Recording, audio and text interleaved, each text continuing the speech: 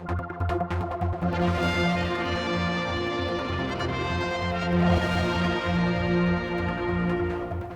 come up to Noble's Hospital to talk with Diane Taylor.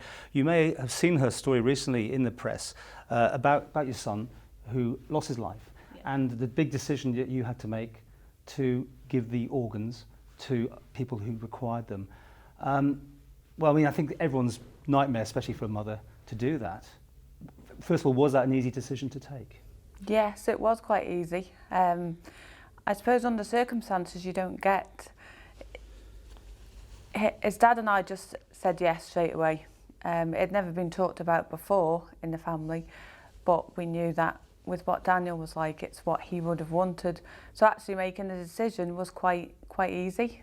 And how were you approached? Because I think that's so much on the thoughts of people. How did someone come to you and say, can we give parts of your son's body to other people? Yes, throughout the day, because we were in Pendlebury in the Children's Hospital in Manchester, throughout the day the intensive care staff were talking to us and updating us on his condition.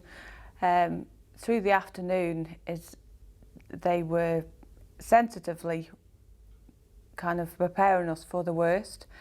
And then I think it was early evening, we were told that the Daniel that we knew had left us some time ago, and had we thought about organ donation?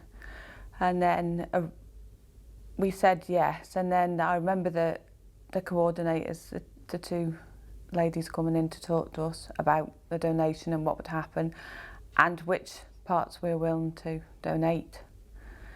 It's like a tick list. And we said yes to everything apart from his eyes. But that's a decision now that I regret. We should have donated his eyes. But it's only on knowing what they would do afterwards that we know that the eye part would have been okay. In the UK, it's a bigger thing, I suppose. Here, you're trying now to educate people of the Isle of Man to follow your lead on this and to make available organs and parts of the body, which it is a bit easier now. It's on your driving licence, isn't it, for instance? So, I mean, you've joined the committee. That's why we're doing this interview today, a local committee that's going to be banging the drum, if you like. Yeah, the organ donation team already had a committee. I think it's relatively new and they'll be able to confirm that. But mine was the first today to be part of it, and hopefully through my experience to be able to help educate people in the process, but mainly to get people talking about it, so that decision, if it does happen to you, you don't have to make it because that person has already let you know their wishes. So people watching this video discuss it with their family members. And it's a sort of living will, but obviously, as I said, now you can put this down onto when you get driving licence renewals. It does ask you all about this now, doesn't it? Yes, it does. But even by ticking that, your family can overturn it.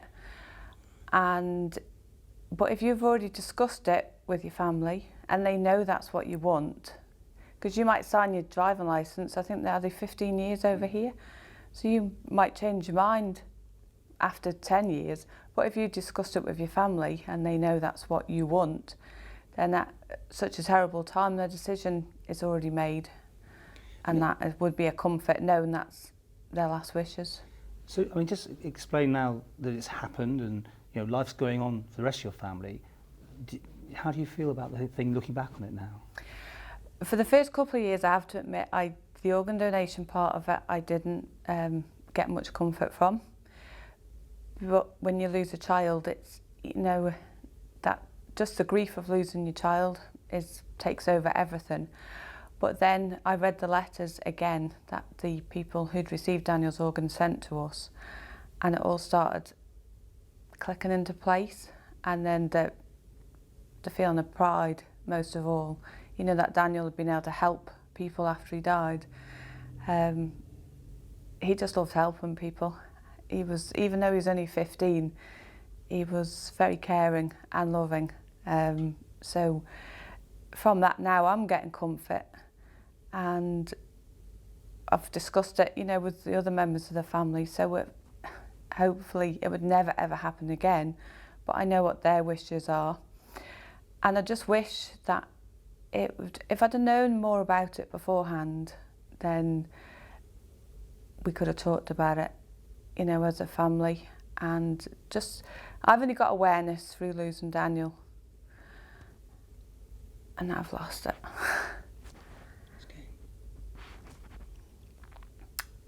Well, I think what I'm trying to say is losing Daniel has brought the awareness there, and it's not just for people that obviously donate their organs, it's the families of the people who get the organs. It changes people's lives. So I'm getting comfort from it, and it's also saved people's lives as well.